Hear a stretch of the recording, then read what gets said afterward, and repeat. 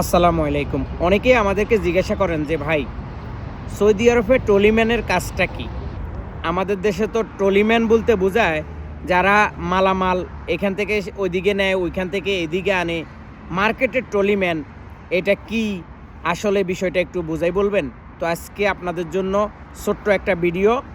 এই ট্রলিম্যানের কাজটা হচ্ছে ঠিক এইরকম।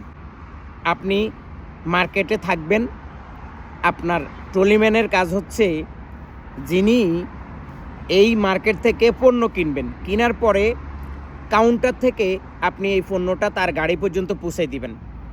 পৌঁছে দেওয়ার পরে যেই ট্রলিগুলো এদিক সেদিক থাকবে ঠিক এই ভাইয়ের মতো করে, এই ট্রলিগুলো আপনি আবার জায়গা মতো নিয়ে রাখবেন। ট্রলি দেখা গেছে এক একজন এক এক জায়গায় রাখি দিবে, এক একজন এক এক জায়গায় ফালাই রাখবে।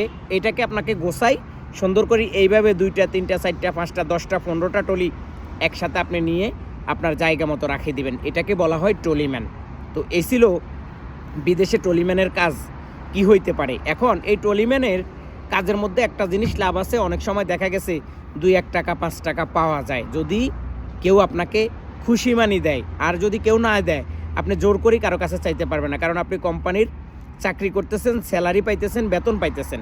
কিন্তু কোনো একজন মানুষ আপনাকে চাইছে, তিনি আপনাকে 2 টাকা দিতে পারে, 5 টাকা দিতে পারে, এটা তার একান্ত ব্যক্তিগত ব্যাপার।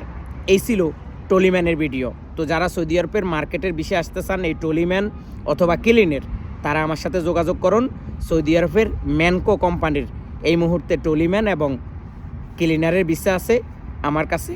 সরাসরি আমার সাথে যোগাযোগ করলে আপনিও আসতে পারবেন। আল্লাহ হাফেজ।